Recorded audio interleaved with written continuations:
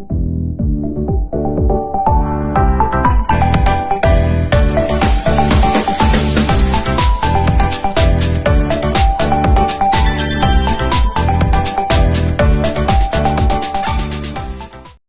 guys, dito na naman ulit kami nadaan. Wait lang, G. Minto muna kami kasi may sasakyan eh. Pakita ko sa inyo yung ano, ayan o, patola. Sarap punin. Ang bango niyan, maglaway ka niyan, okra, talong, saluyot. And actually guys, ngayon ay season ng saluyot dito. Dahil summer ngayon, so may mga saluyot tayo makikita. May naano ako dati eh, doon sa Maisan, pero ano yun, masukal masyado. Ulan, kaya ganyan yung mga daanan. Pag may sasakyan, hihinto kami. Kasi madunamihan yung ano, damit namin. Yung iba pa naman na sasakyan, eh, dahan-dahan sila sa pagtakbo. Kapag may tubig na ganito, lalo rin may taon daraan. May iba naman, walang ano, preno-preno baga. Putik masyado ng daan. Ganito yung daan dito tayo. Ayan o. Kaya lubak-lubak yung daan. Grabe yung daanan day. Tignan nyo yun, paan ni RJ. Yung paha ko din. Maputik kasi. Ayan na. Nakarating na rin kami sa school. Dapat dyan kami daraan ni shortcut na yan. Pero dahil nga sa ahas day, so stop natin yung pagdaan dyan.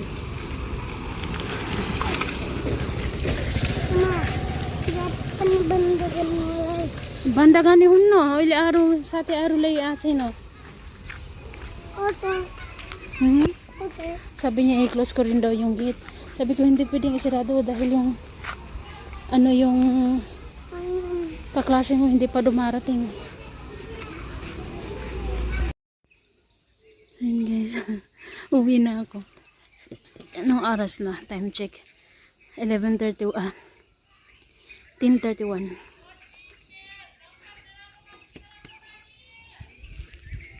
Nanuhan ko muna sa Hachi kasi itong ano nila dito, yung tao dito pader nila dito masyadong mababa. Kaya pag once dadaan ako dyan, makita ako kahit nakayuko ako.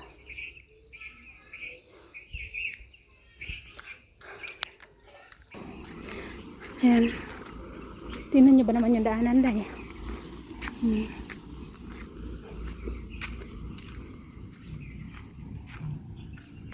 Doon lang yung school ni RJ.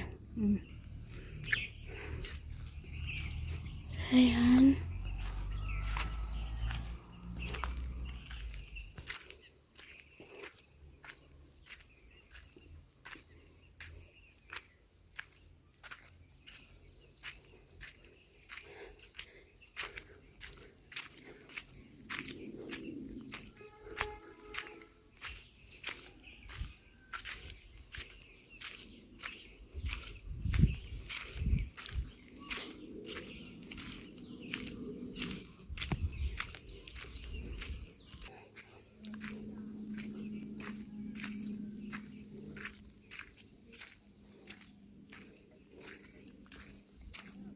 Dito sa amin parang ito na lang ata yung daanan na hindi pa naayos. Kasi doon naman okay naman siya sa unahan. Hanggang dito lang yun. Papunta dito sa school ni na RJ. Konti na lang. Pero di ko alam kung kailan to nila maayos. Kasi yung doon nga sa amin buti nga naayos eh. Naayos yung daanan mga ilang years din yun. 3 years or mga ganun ata.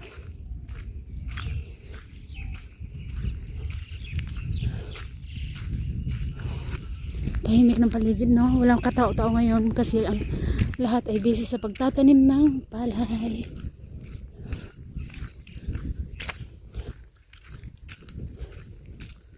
Patula, oh.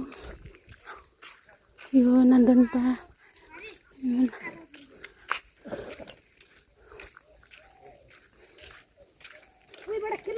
Ay, mangga pang bunga.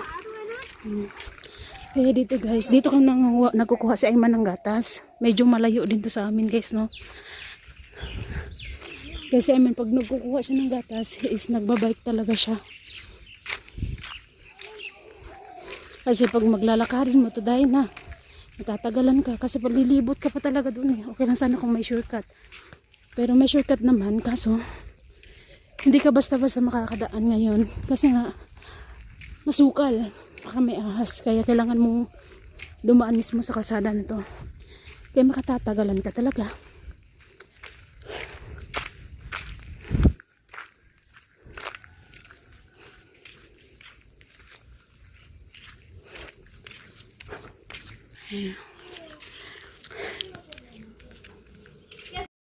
Guys, tingnan nyo yung mga bulaklak dyan. Oh.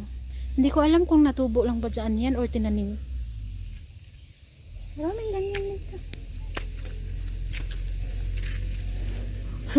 Kanina pa ako, naghatid ako ng school ni RJ.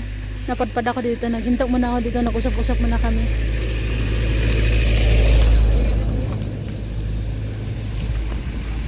Mag-usap-usap muna kami. Ayun saan. Tapos uwi na ako. Buti na lang hindi umulan. Pero okay lang naman kahit umulan kasi dala ko yung payong ni RJ. Kasi nung Biyernes, iniwan pala ni RJ yung payong niya doon sa school. Tapos, sabang nag-usap-usap kami doon, eh, binigyan ako ng talong. Sabi ko may talong naman ako kasi nakabili naman ako nung nagpunta ako ng palengke. Nakabili ako ng half kilo yun. So ako lang din naman nang nakain kasi nga piniprito ko, ganon. Sabi niya, hindi, marami naman kasi kami kaya kunin mo na lang yan. Kaya kinuha ko na lang din. Sayang itong mga bato na to guys. Oh. Hindi ko alam kung may nagmamay-ari ba nito or dyan lang yan talaga nilagay. Ayan. Auntie! Ayan, nag-ano lang ako, nag-hi auntie, ganon lang. Ako kasi pag nakakadaan ako ng mga ganito na kilala ko naman, and tatanong ako na kumain na ba kayo, yung ganun. Kung kamusta, yung ganun. So, tinanong niya ako kung saan ako galing. Sabi ko sa school. Tapos hindi ba daw ako dumadaan doon? Hindi kasi may ahas na kasi doon nanti. Tapos sabi niya, gusto mo ng mangga? O sige, pwede din nanti. Una tumanggi ako. Maraming mangga dito. Sabi, sige ho, sige ho.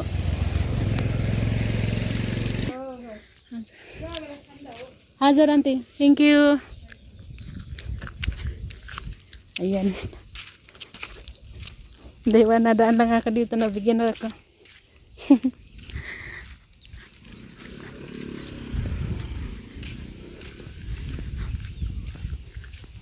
Nag-ano pa daw sila. Nakaluto na daw siya ng kanin. Pero yung ulam daw, magluluto pa siya. So nakalan naman ako. Late na ah. Sabi niya, nag-ano kasi kami, nagpunta kami doon, nag-apas kami, kaya late na. Although talaga si na auntie is late, talaga yan sila nagluluto. Kasi sila mag-asawa, marami silang alaga, kaya nagtutulungan talaga sila. Stop muna tayo dito kasi may dadaan, baka matalsikan tayo ng tubig.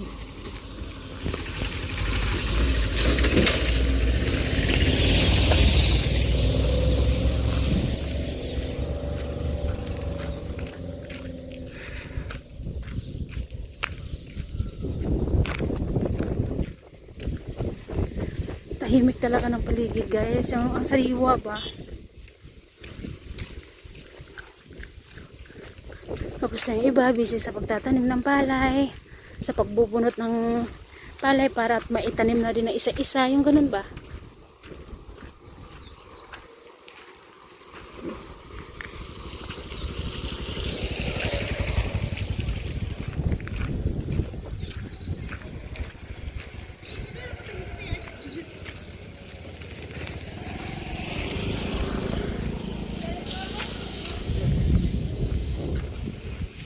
Ka, dyan sa tabay? Ka? Kosko? Huh? Suro ba yun? Guys, pwede kang dumaan dyan. Pero hindi na ako dadaan dyan. Dito na ako dadaan. Pwede din naman. Dito ako dumaan. Dito na lang ako dadaan. Ay.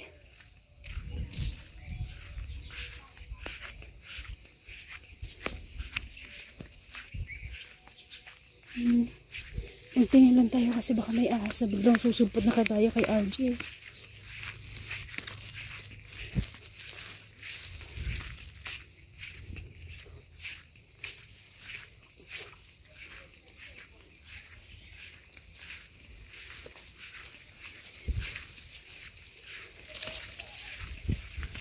Nakakatakot talaga itong mga ahas sa guys eh.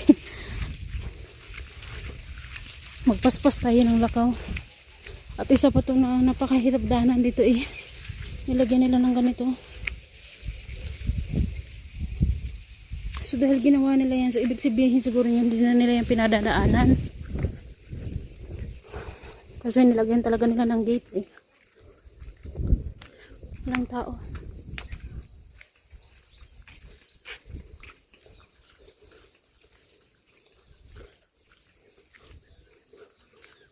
At dito din hinarangan din yung mga binan ko.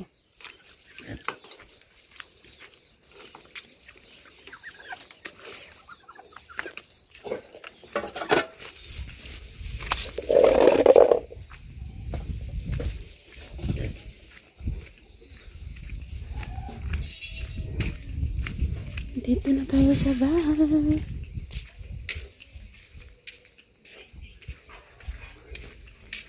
So ayan pala guys, tignan nyo. Yan yung ginawa ko kahapon. Ayan pala. Pinutulan ko yung hibiscus ko. Hindi nyo mahalaman ko. Dito ko in-arrange. Ayan. Dininayos ko doon. Diba? Malinis na. Talagang makiklear mo na yan. Kapag may ahas, makikita mo na yan. Tapos dahil may kamatis, ay, kinakahan na naman to ng manok dahil kasi naano na naman yung lupa oh. 3 yung kamatis sa tinanim ko ah. Inanuhan talaga to ng manok ay, pinakialaman. Kamatis, kasi nakita ko dyan sa baba. So nilipat ko na lang dyan, although yan wala naman talagang tanim yan. So, nilipat ko na lang. So ayun na siya guys, nilak ko yung pintuan. Siyempre pag-aalis tayo, yun o. Malinisan ko na yan. Ito patutuyuin ko lang kasi lalagyan ko yung pandikit. Kasi yung pangdikit kahapon dinikit namin sa tangke. Kaya wala na ako ng pangdikit. Ito kasi nilagyan ko na to siya ng tubig sa CR. Tapos yung pinatunga ko yung maliit na bangko na slide siya. So pagka ano niya na slide siya pag ganyan siya ba na ito na ano talaga nauna kaya nagka-crack yung dito niya oh. Kaya hindi na siya pwedeng lagyan ng tubig. Ayun oh, laki ng crack niya. Yan papunta dito. So pala ko na lang yung lagyan ko na lang ng bigas. At saka yung isa na lang yung gagamitin ko, yung luma. And then guys, so yung mga hibis ko pinutulan ko kahapon, nandito yan. Natakot akong pulutin yan, pero pupulutin pa rin natin yan. Andoon yung iba. Pupulutin pa rin natin yan guys, dahil syempre, pag hindi mo yan linisan dyan yung ahas, Diyos ko day. Itong mga gamit na ito, ibibenta ko to, pero wala kasi akong naririnig na napunta na dito na ngayon ng namimili ng buti bakal ba.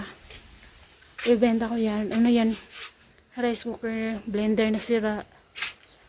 Ayun, ibenta natin yan para maging clear na dyan daan. Sa loob na yan, nilinisan ko na rin yan. Winalisan ko na rin. So malinis na yan dyan sa loob. So ito na yung paligid natin. Tignan nyo guys. Walang kaaraw-araw. Ganyan yung weather namin dito. Si auntie kanina, nagbigay naman siya sa akin ng 4 na mangga. Tapos nakita ko yung auntie ng husband ko. Kung saan ay, ano din, medyo kaklose ko din. Nag-ano na lang din ako sa kanya. Nag-offer na lang ako sa kanya na baka gusto niya. Kukumuha lang siya ng isa din. So, pwede ba daw siya maghingi? Oo, kasi 4 naman to. Ako ay may 3 naman akong junakeds. Okay, isa-isa lang sila. Okay lang. Kaya yun, kinuha niya isa. Ako naman kasi, importante yung mga bata sa akin. Kasi sa sarili ko. Hindi rin naman sa ganun. Dapat alagaan din yung sarili guys. No? Kasi para sa mga bata din. Hanggang dito na lang muna guys. Bye bye for everyone. God bless us all. Thank you for watching guys. Have a good day. Monday. So tayo na naman mag-isa dito. Yung mga bata may pasok sa school. So mamaya po ulit. Bye bye po.